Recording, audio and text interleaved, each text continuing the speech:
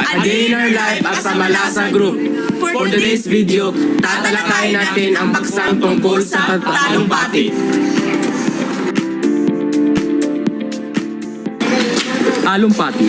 Ang pagtatalumpati ay isang proseso o paraan ng pagpapahayag ng ideya o kaisipan sa paraang pasalitang tumatalakay sa partikular ng isang paksa.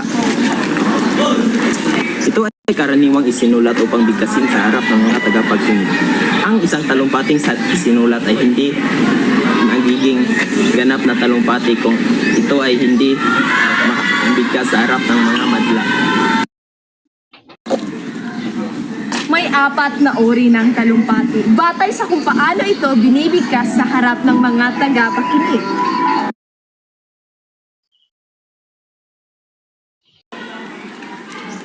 Una, biglang talumpati. O tinatawag itong impromptu.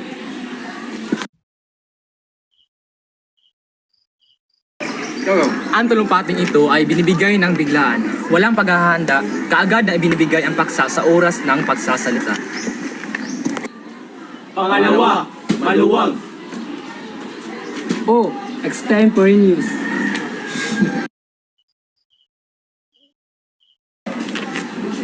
Sa talumpating ito, nagbibigay ng ilang minuto para sa pagbuo ng ipapahayag na kaisipan batay sa paksang ibinigay bago ito ipahayag.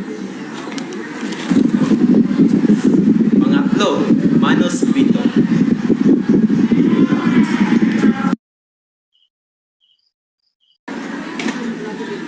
Ito ay ginagamit sa mga konbensyon, seminar o programa sa pagsasaliksik, kaya pinag-aralan itong mabuti at dapat na nakasulat. At panghuli, isinaulong talumpati.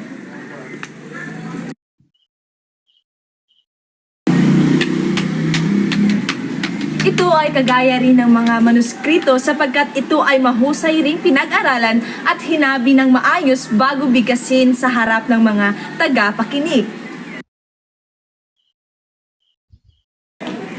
Mga uri ng talumpati ayon sa layunin. Unang uri, talumpating nagbibigay ng impormasyon o kabatiran. Ito ay naglalahad ng laman o datos. Ikalawang uri, talumpating pampasigla. Ikatlong uri, talumpating pampasigla. Nakatuon sa pagulyok ng damdamin at inspirasyon.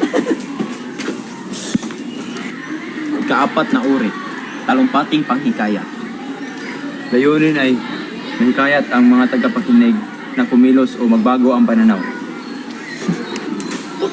Ikalima na uri, talumpati ng pabibigay galang. Ito ay pagpibigay pugay o pagpupugay sa isang tao. Panghuli o ika-6 na uri, talumpating pagpuri. Ito ay paghahandog ng papuri o pagkilala. Mga dapat isaalang-alang sa pagsulat ng talumpati.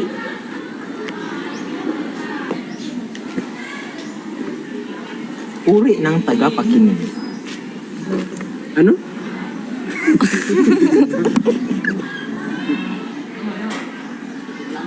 Chronological. Ayon sa pagkasunod-sunod ng pangyayari. Topikal na hulwaran. Nahahati sa mga paksa o tema. Hulwarang problema at solusyon. Tinutukoy ang problema at nagmumungkahi ng solusyon.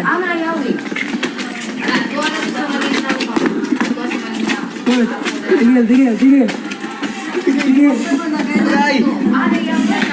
Tigil mo.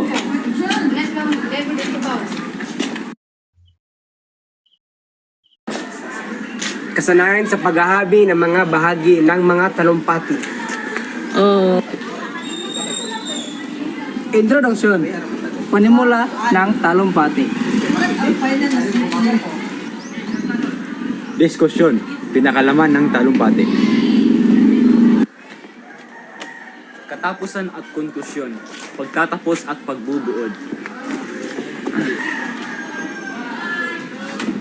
haba ng talumpati, tinatayang tagal o haba ng pagsasalita. Salamat sa inyong panonood. Sana meron kayong natutunan. Kami ang Team Malasa. Pag-itim.